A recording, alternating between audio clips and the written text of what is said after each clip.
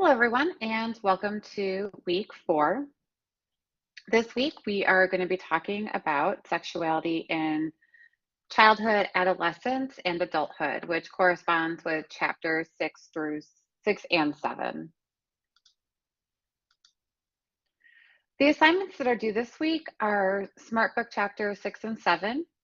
There is an infancy and childhood sexuality wiki, and this is asking you to consider some really common childhood situations and how you would respond as a parent or guardian. And keep in mind of how your response essentially teaches some sort of lesson to children.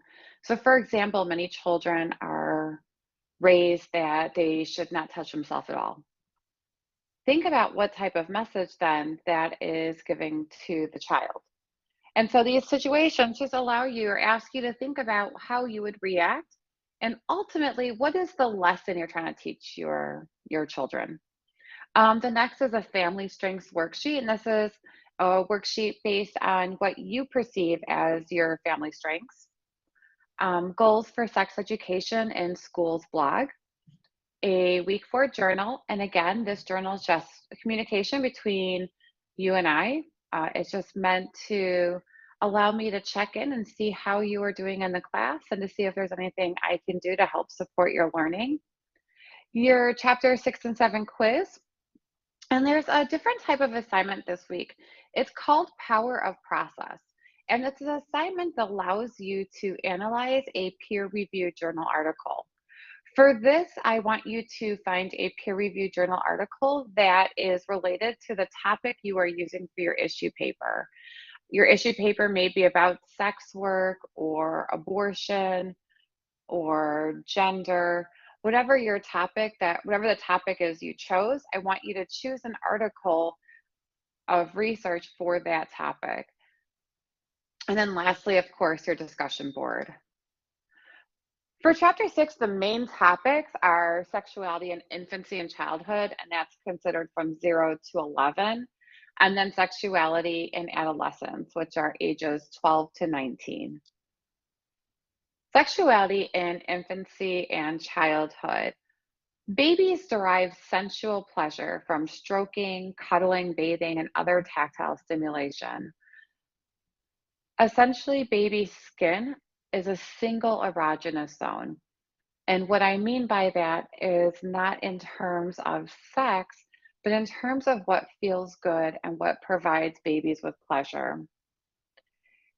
The first phase of sexual development is called the cutaneous phase, which again is the infant's skin. And babies begin to learn how they should feel about their bodies, and it's through touch.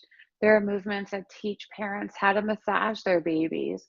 With infants, there's skin to skin contact, where you place the infant's naked body on the naked chest, and just to get that skin to skin contact and promote bonding. So, skin has a really important role for babies. Even during pre-birth, so while the fetus is still in the womb, the body begins to develop its first sexual response. In utero, boys have erections. Infants soon discover the pleasure of genital stimulation, where maybe it feels good to take a bath, and a boy might obtain an erection.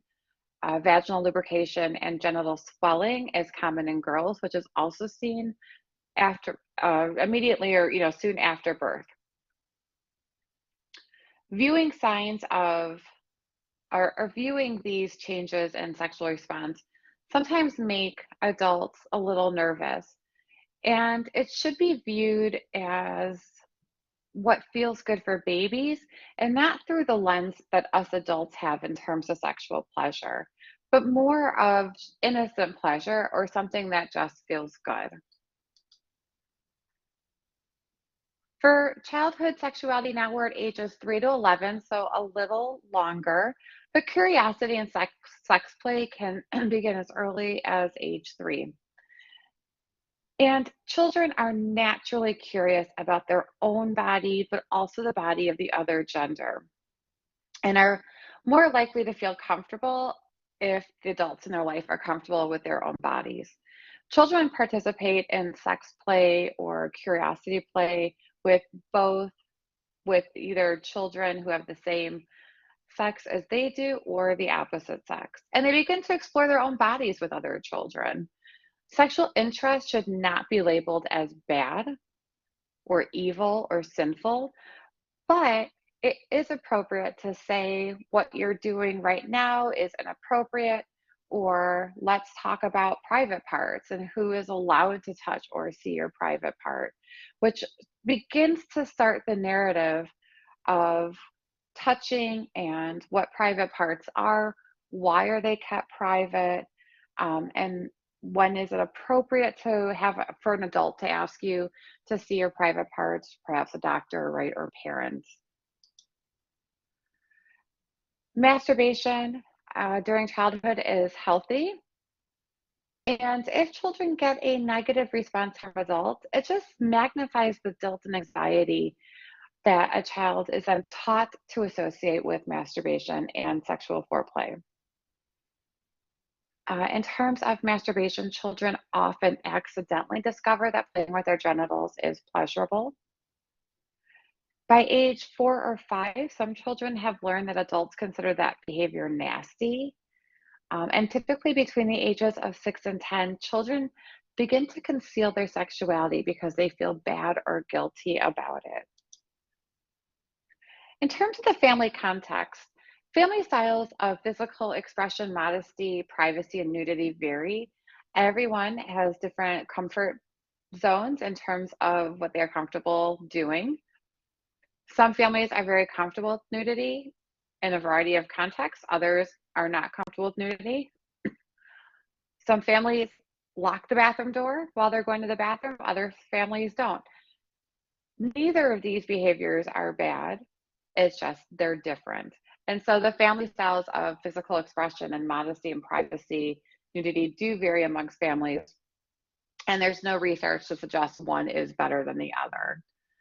It's important to accept and respect a child's body and nudity, respect the child's need for privacy, and do not punish or humiliate a child for seeing his or her parent naked, going to the bathroom, or being sexual with each other.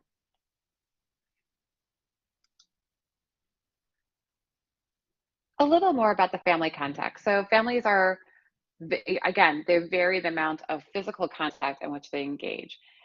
Did you grow up seeing your parents affectionate with one another? Did they hold hands? Did they kiss? Or a parent and a step parent, or a parent and a partner? All children and adults need to be able to freely give physical affection from those that they love and receive physical affection from those they love. And children should be told in a non-threatening way what type of touching by adults is considered acceptable and what is not acceptable. It's not necessary to frighten children or go into great detail about stranger danger or the kind of bad things that might happen to them. And within that same context, adults should listen to children and trust them when they are talking to them. And so, oftentimes during the family, in the family context, in terms of private parts, some families try to explain it is that private parts of the body are those that are covered by a bathing suit. Here's what it means. Some people like using correct terminology. My kids always grew up with the correct terminology of penis and vagina, although it really should be vulva, but we still go with the societal standard of vagina, but breasts. But some people like to use just private parts to talk about all of those different parts of the body. And that's another thing that children learn about is the type of language to be used when talking about sexuality and anatomy. As I've mentioned, my own kids grew up knowing the proper terms for the parts of the body in terms of human sexuality and anatomy. And I would say it that when I talk about my arm, I would say my arm and not say the dangly thing from my body. And so I always use it in that context. I thought it was appropriate and acceptable to use the correct terminology. But everyone is different, and there's no right or wrong. All right, so moving on. So now we're talking about puberty. This is adolescence, age 12 to 19. So puberty is the biological stage of human development when the body becomes capable of reproduction or begins the changes to become capable for reproduction. For legal purposes, it begins at 12 for girls and 14 for boys. Excuse me, but the actual age does vary. And then adolescence is the social and psychological state that occurs between the beginning of puberty and then all the way into full adulthood, so early 20s. And then in terms of psychosexual development, adolescents may struggle to understand their own sexual feelings, their gender identity, and their sexual orientation. As adolescents begin to physically mature, they're still learning about their own gender, social roles, stereotypes, and I think all of the different messages can be sometimes confusing for children.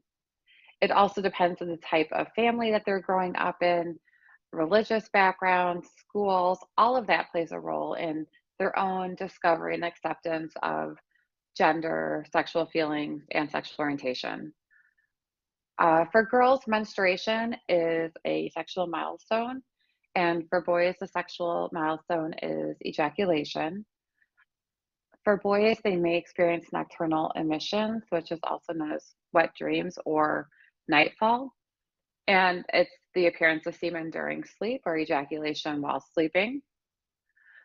And then precocious puberty is the appearance of physical and hormonal signs of puberty development that's earlier than what would be considered normal. Sometimes children are given hormones to delay puberty if it's happening at a really early age. However, there are some risks associated with blocking hormones and or taking hormones at young age.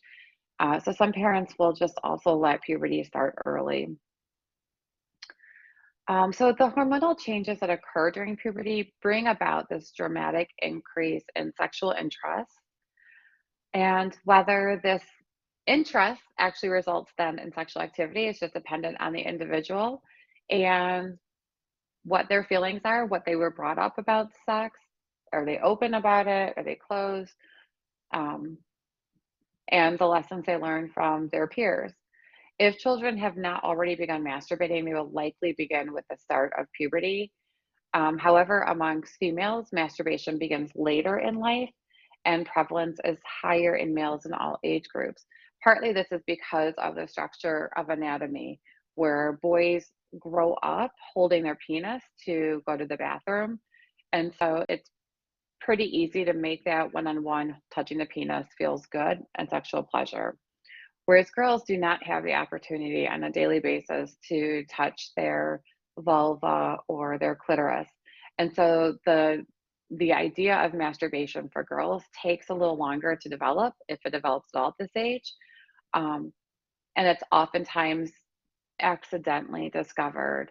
As I've mentioned, girls do not touch their clitoris on a daily basis.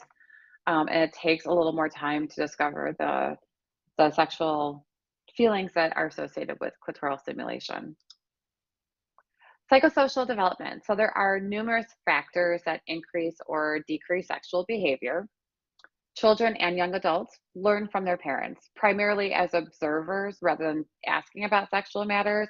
And by observers, I don't mean observing your parents having sex, but what I do mean is observing affection between parents or between a parent and a partner, and learning how to be a partner from your parents.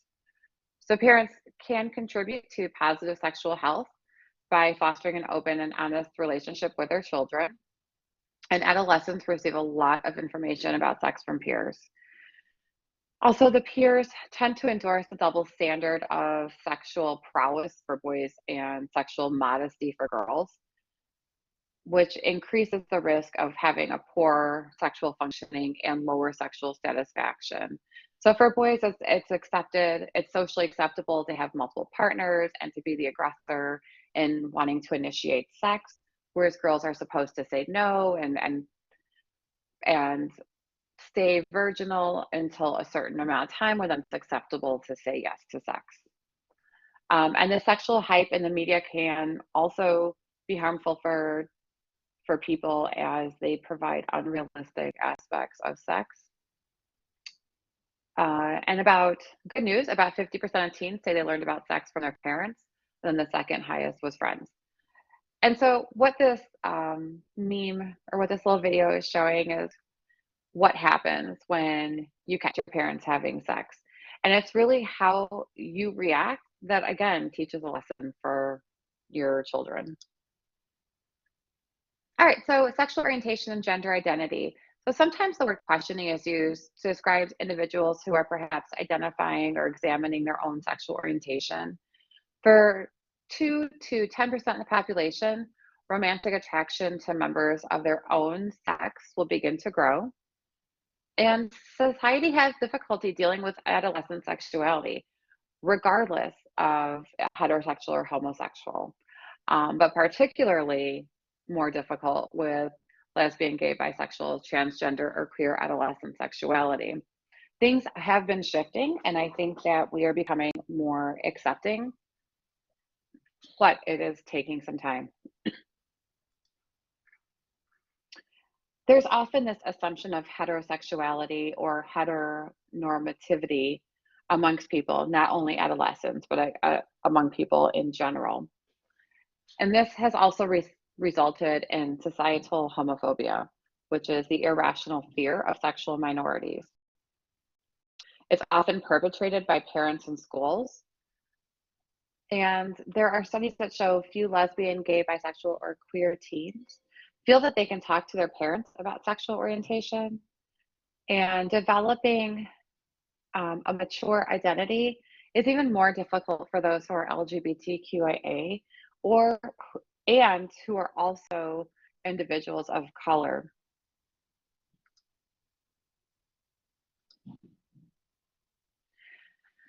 And so the problem with homophobia and heteronormativity is that it creates an environment that is particularly troublesome for lesbian, gay, or bisexual students. And so what you can see here is a chart on how this has impacted students. So for skipping school, it's almost double more common amongst lesbian, gay, bisexual students as a result of a safety concern of being in school. Being physically forced to have unwanted sexual intercourse. This is quite high amongst grades 9 to 12, so high school for lesbian, gay, bisexual students, 20%, 1 in 5. Attempted suicide in the past 12 months, again, really high for LGBTQ students. Experienced dating violence, 3 times higher for LGBTQ. Seriously considered suicide in the last 12 months, almost half. Bullied on school property in the past 12 months, about 33%. Electronically bullied, and so this I think of social media, and then just felt sad or hopeless. So this shows us that there is a problem in schools and that they are not a place that is feeling very safe or friendly or welcoming for high school students who identify LGBTQ.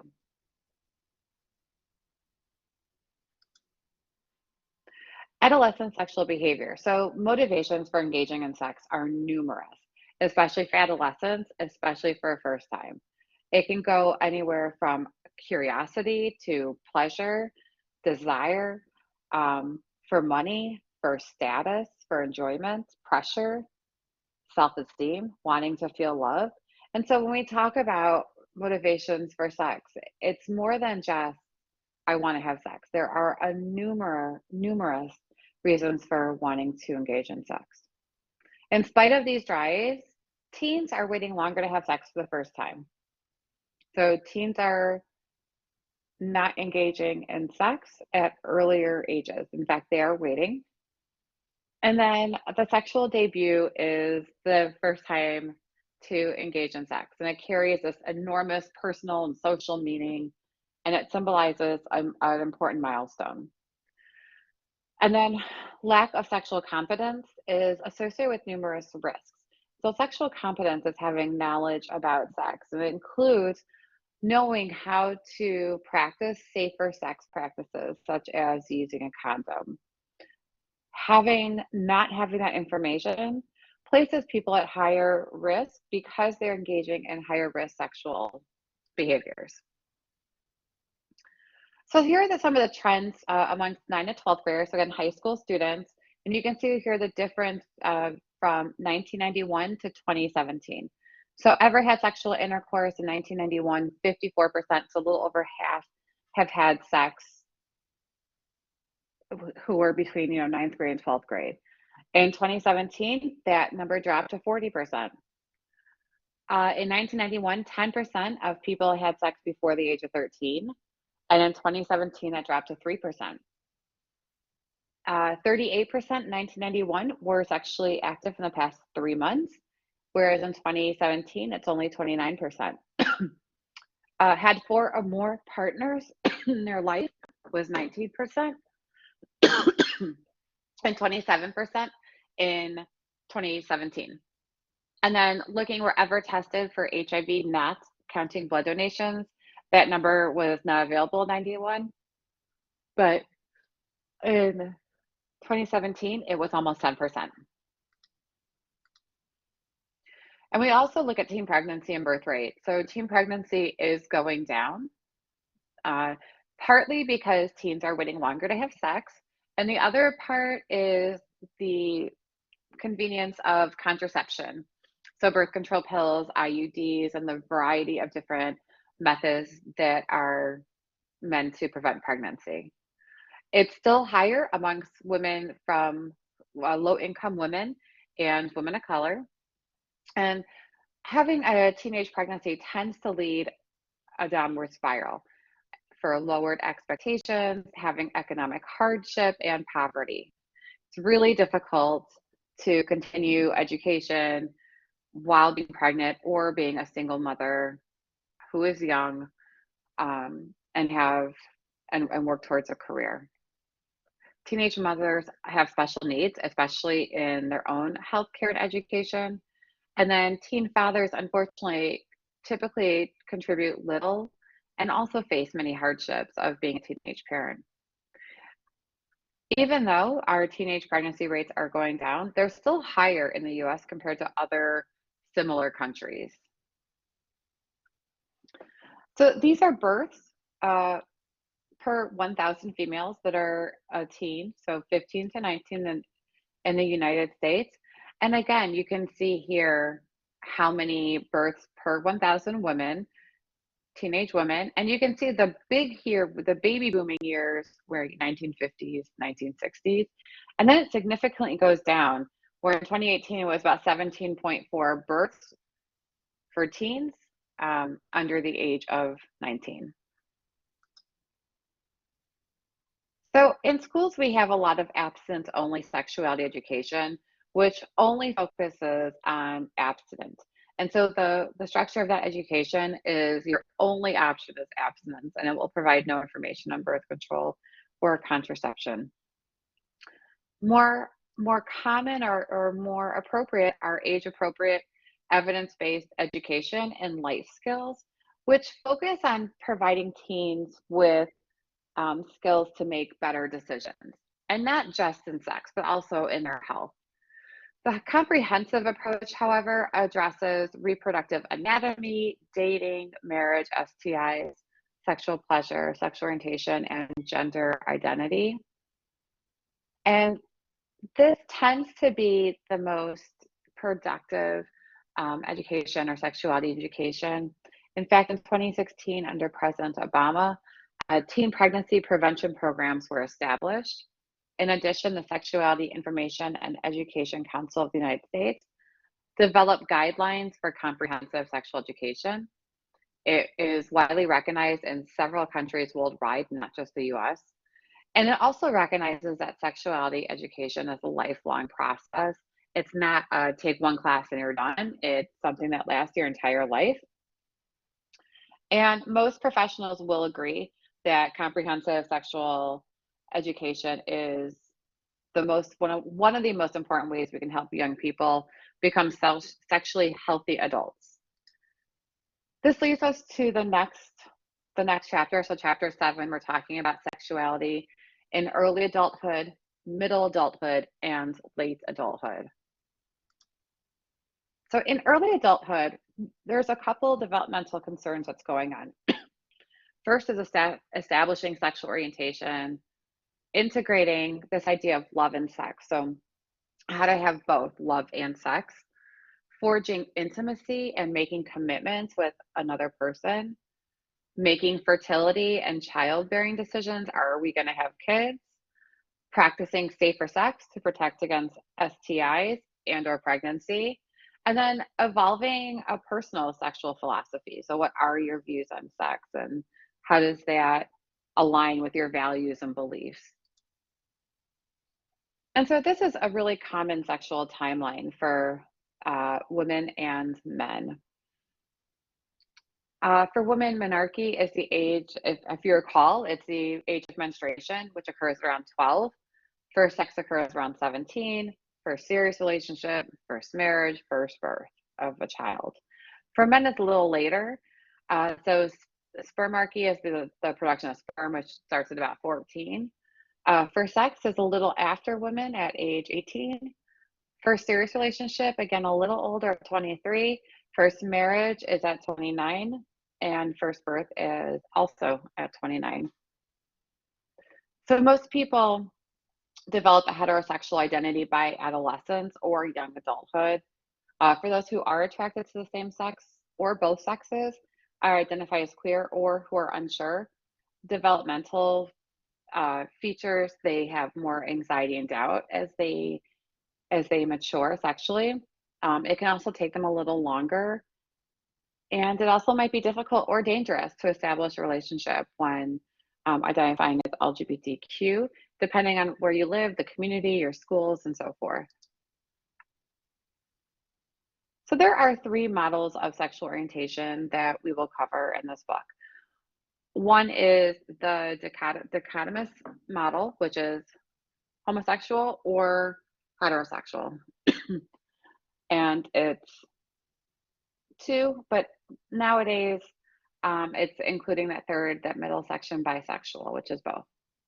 The unidimensional or bipolar, which is the Kinsey model, ranges from 0 to 6. 0 is completely heterosexual, 6 is completely homosexual, and bisexual is in the middle. And it doesn't necessarily mean that you are acting on those feelings, but it's more of who you feel attracted to. And then model C is this two-dimensional orthogonal idea between who are you attracted to, um, same sex, opposite sex, what behaviors are you engaging in? And so it's the intersectionality, the intersection between who you're attracted to and who are you actually engaging in behaviors with.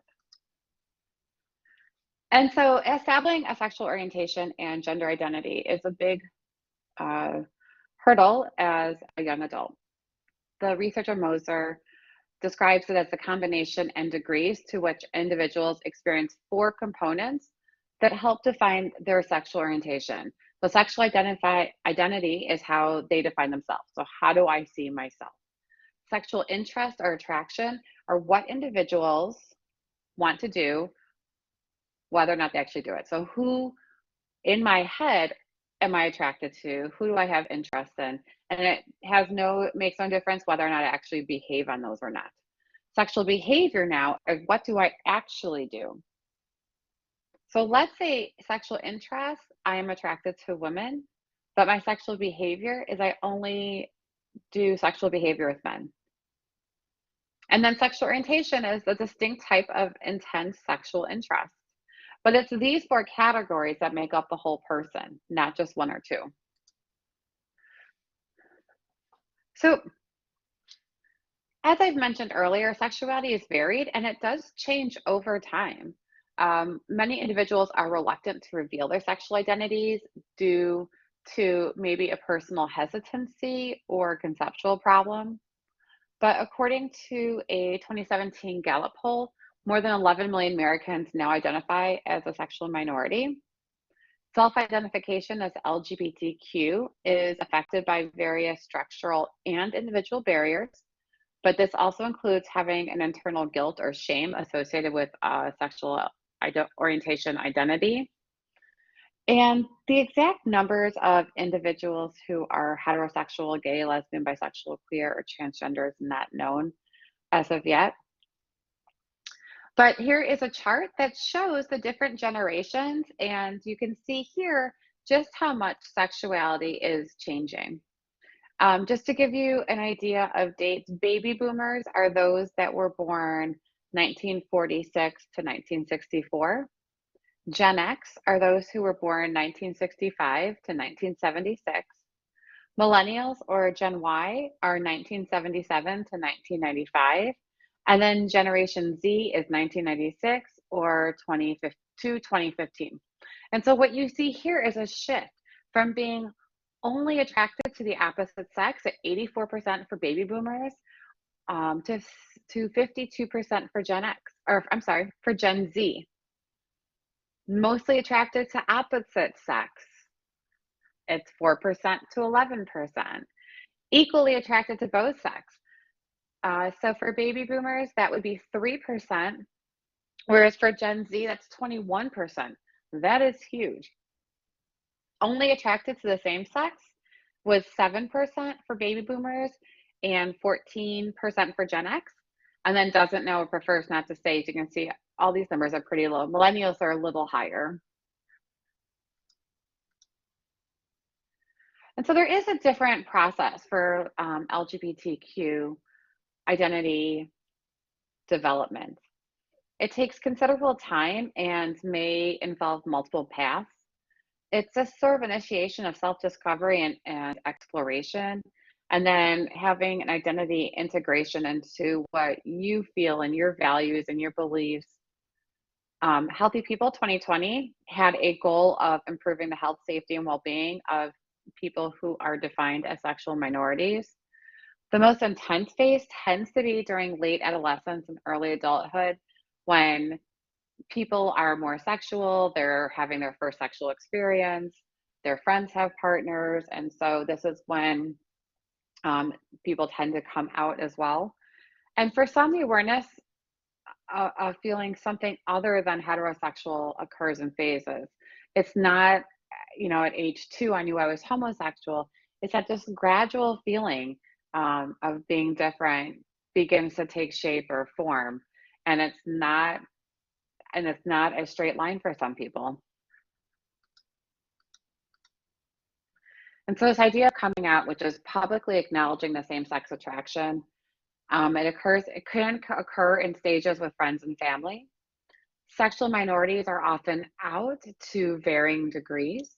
For many, being LGBTQ is a total lifestyle. And then internalized homophobia is a set of negative attitudes and affects your feelings towards homosexuality in others, but also in the same sex attraction in yourself. So kind of hating the homosexual feelings you have in yourself. And so being single, we have the college environment, and college is important not only for intellectual development, but also for social development.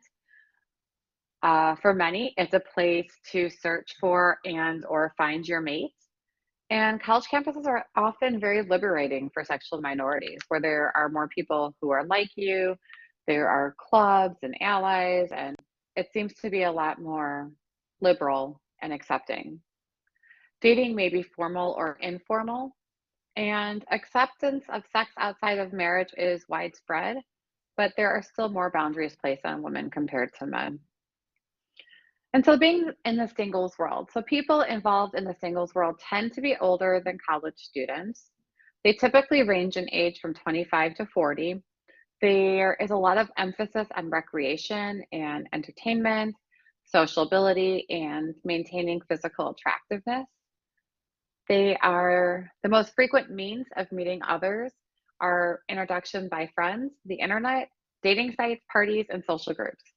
Sexual experimentation and activity are also important but they can sometimes feel overwhelmed by feelings of isolation and or loneliness.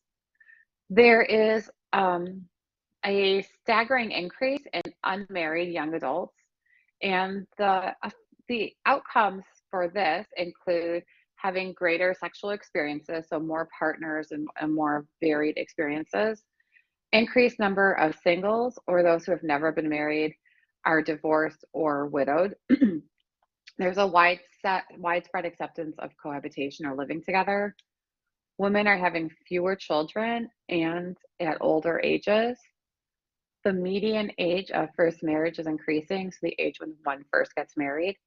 There are greater numbers of unemployment and increasing number of same-sex couples. So, as I've mentioned, cohabitation is just the practice of living together and having a sexual relationship without being married. Permanence is increasingly replaced by serial monogamy. And serial monogamy means you date someone for a long period of time, then you break up, and then you date someone else. So you are in a monogamous relationship, but you're in multiple in succession, one after another. Cohabitation is more widespread and it's more accepted.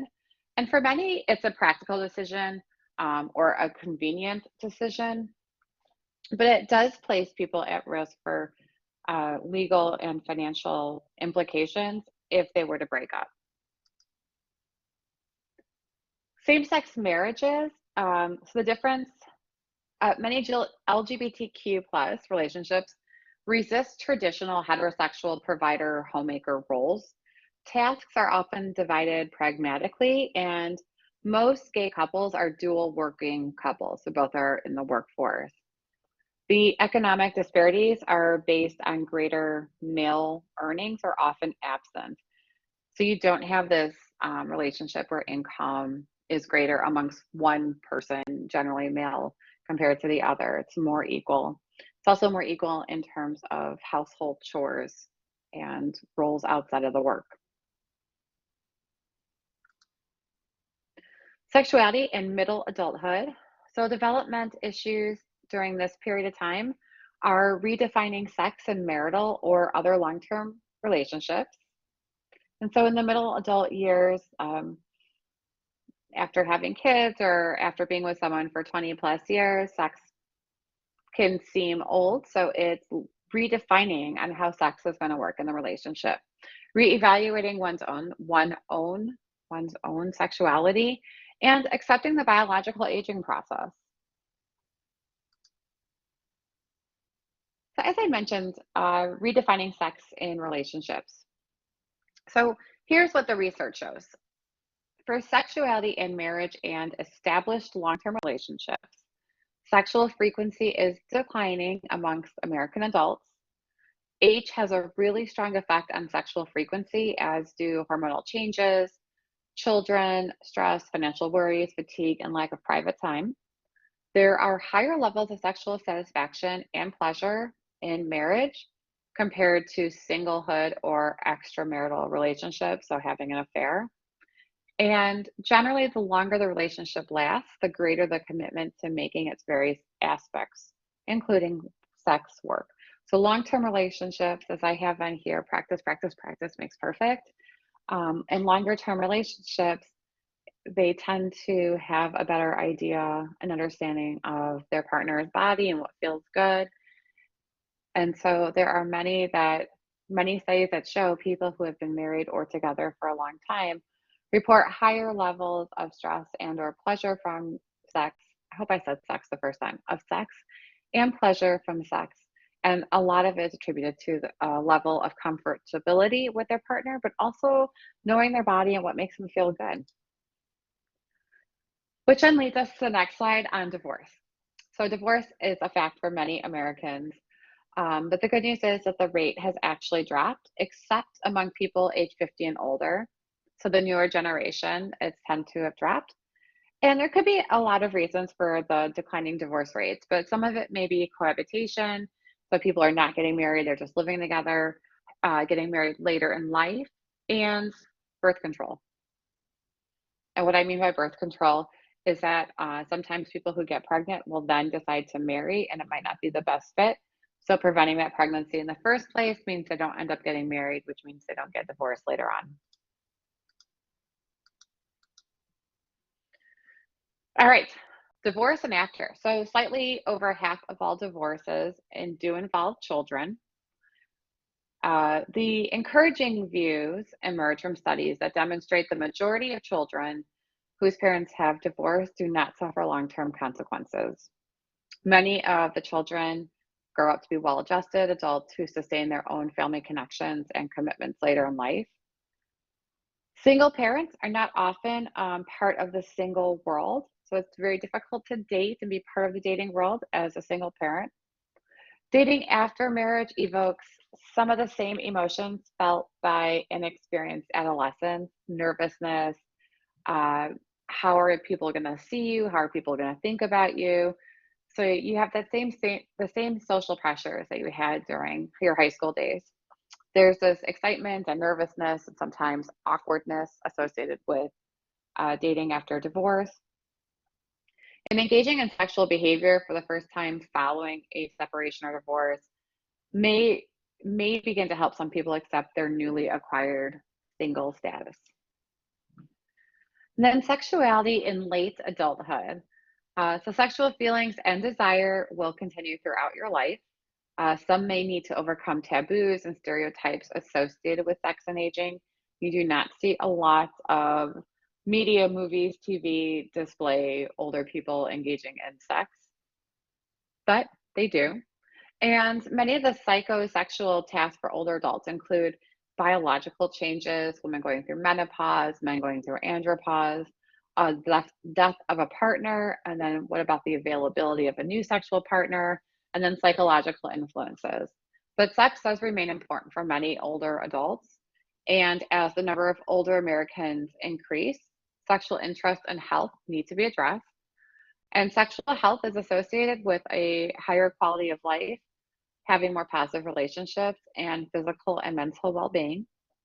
Age related declines can be buffered by sexual relationships. So, having sex when you're older can help slow down the signs of aging.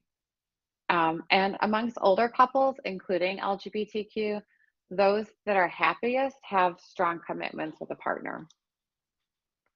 And there's some stereotypes with aging that need to be addressed. Society stereotypes aging as a lonely and depressing time, which doesn't necessarily have to be true. In fact, most studies of older adults find that they express high levels of satisfaction and well being. Depending on their age, most older people report few restrictions on their activities because of health. Many sexuality of older Americans tends to be invisible. Again, the media do not show older people engaging in sex, making out, hooking up. And then I think as a result is that many older people have this negative self-image of themselves as they age and the aging process of their bodies. The narrow definition of sex, focusing only on intercourse, can also contribute to these problems.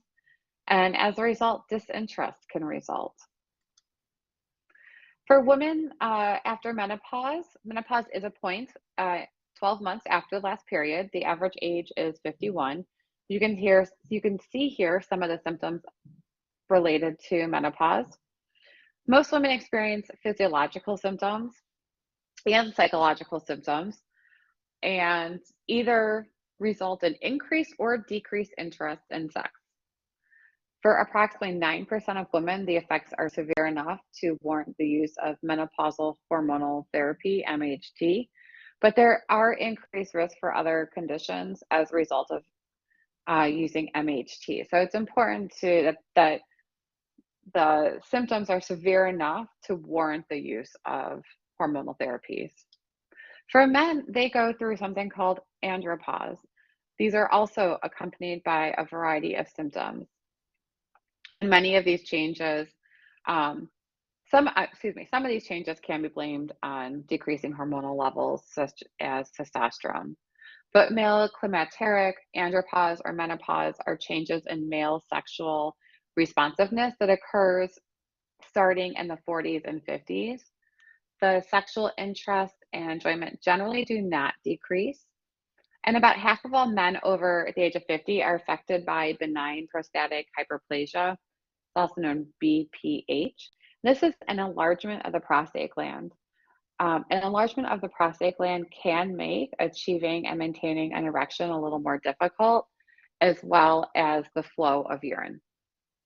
This concludes the PowerPoint and presentation for this week. I hope you all have a great week. Let me know if you have any questions.